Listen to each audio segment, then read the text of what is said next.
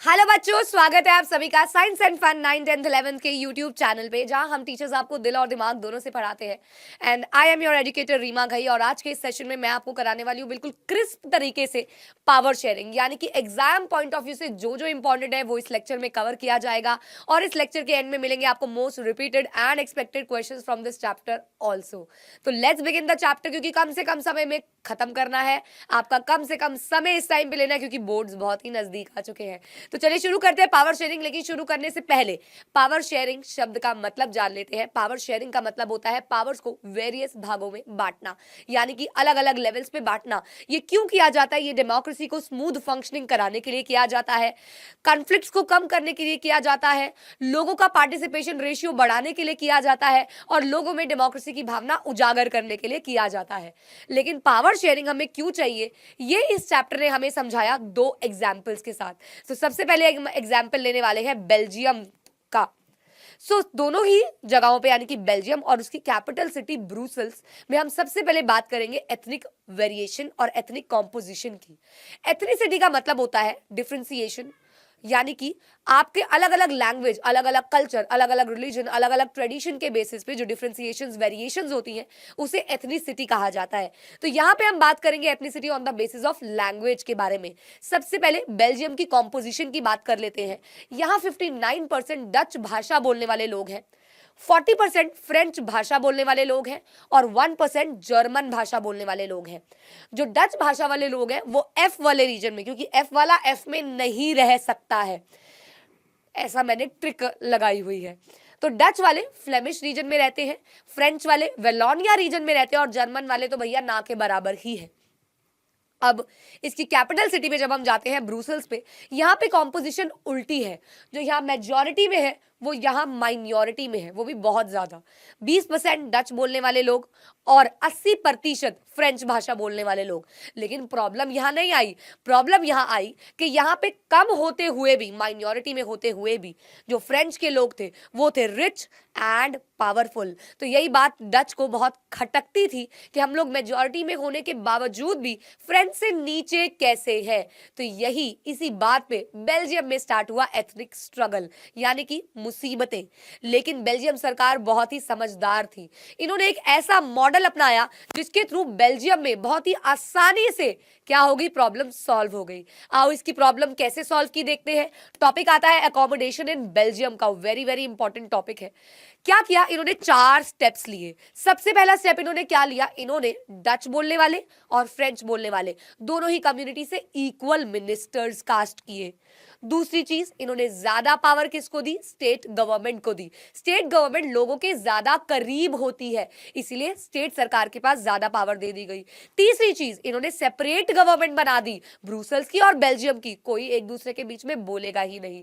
चौथी चीज, इन्होंने बना दी कम्युनिटी गवर्नमेंट, यानी कि डच भाषा बोलने वालों की अपनी सरकार, फ्रेंच भाषा बोलने वालों की अपनी सरकार, और मिलजुल के देश चल रहा है। इनका मॉडल बहुत ही सराहा गया पूरे वर्ल्ड में। और सबसे बड़ी बात, बेल्जियम जो था वहां पे एथनिक स्ट्रगल किसी भी सिविल वॉर में या बड़ी लड़ाई में कंक्लूड नहीं करी। तो यहां पे ये प्रॉब्लम हो गई थी इन चारों एफर्ट्स के बाद सॉल्व। दूसरा केस आता है बच्चों श्रीलंका का। श्रीलंका की एथनिक कॉम्पोजिशन थोड़ी सी और अलग थी। यहाँ पे 74% सिंहाला भाषा बोलने वाले लोग थे और 18% तमिल भाषा बोलने वाले लोग थे। बाकी 7% यहाँ पे क्रिश्चियनिटी को फॉलो करने वाले भी आते हैं। अब तमिल्स में भी वेरिएशंस थी। 13% थे श्रीलंकन तमिल्स जो वहीं के रहने वाले थे। 5% इंडियन तमिल्स थे जो इंडिया से माइग्रेट करके वहां गए, श्रीलंका में गए और वहीं रहने लग गए, जिनके फोर फादर्स इंडिया से बिलोंग करते थे। तो वो आ गए 5% इंडियन तमिल्स।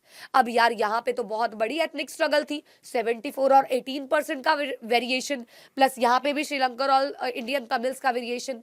लेकिन इन लोगों ने क्या किया? इन लोगों ने कंसेप्ट फॉलो किया मेजॉरिटेरियनिज्म का। इसमें ये एक्ट आया 1956 में। इस एक्ट के तहत सिंहाला भाषा को डिक्लेयर कर दिया गया ऑफिशियल लैंग्वेज, जो कि मेजॉरिटेरियनिज्म का मतलब ही यही है बच्चों, मेजॉरिटी का साथ देना। तो यहाँ पे इनने सिन्हाला को डिक्लेयर कर दिया ऑफिशियल लैंग्वेज। प्रेफरेंस किसको दी गई? सिन्हालास को, जॉब्स में हो या यूनिवर्सिटीज में हो। और बुद्धिज्म, क्योंकि सिन्हाला लोग जो होते थे वो बुद्धिज्म को फॉलो करते थे, बुद्धिज्म रिलीजन को फॉलो करते थे, तो बुद्धिज्म को प्रोटेक्ट किया गया और वहां की ऑफिशियल रिलीजन भी डिक्लेयर कर दिया गया। लेकिन बच्चों इसके इफेक्ट्स क्या हुए? तमिल के लोग जो थे वो अलाइनेटेड फील करने लगे। उन्होंने डिमांड करी तमिल इलाम की, यानी कि उनको नॉर्दर्न ईस्टर्न पार्ट दे दिया जाए जहां पे तमिल लोग ही सिर्फ रहे। और साथ ही साथ इस सब का कंक्लूजन क्या हुआ? बड़ी सी सिविल वॉर। क्या आप जानते हैं ये सिविल वॉर कब एंड हुई? कमेंट्स में जरूर बताइएगा। अब ये तो हमने देख लिया कि बेल्जियम सरकार ने मॉडल चूज किया पावर शेयरिंग का, और श्रीलंकन सरकार ने क्या चूज किया? मेजॉरिटेरियनिज्म का। तो यहां से कंक्लूड होता है कि power sharing is a necessary thing. तो क्वेश्चन आता है नया बोर्ड के एग्जाम के पर्सपेक्टिव से भी काफी अच्छा, why power sharing is desirable? Power sharing चाहिए क्यों? तो पावर शेयरिंग क्यों चाहिए, इसके दो मेजर कारण है, prudential and moral. Prudential reason में आप लिखोगे कि भैया ये लड़ाइयों को कम करता है, और साथ ही साथ ये मेजॉरिटी का दबाव भी कम करता है। फिर आता है मॉरल रीजन। मॉरल रीजन में आता है ये स्पिरिट ऑफ डेमोक्रेसी को जिंदा रखता है, और साथ ही साथ लोगों का पार्टिसिपेशन भी इंश्योर करता है। अब इसका मेजर क्वेश्चन आता है different forms of power sharing. हमारे इंडिया में अलग अलग फॉर्म्स ऑफ पावर शेयरिंग को फॉलो अप किया जाता है, जिसमें से सबसे पहला आता है horizontal distribution of power sharing, जिसका दूसरा नाम है बच्चों चेक्स एंड बैलेंसेस भी। इसके अंदर पावर डिवाइडेड होती है सेम लेवल पे। देखिए आप एच का मैंने जो स्लीपिंग लाइन है वो पिंक से किया है, ताकि आपको ये ट्रिक पता चल जाए कि लेटे हुए यानी कि सेम लेवल पे होते हैं इसमें सारे के सारे formations. Legislative, executive, judiciary. Legislative क्या करेगा?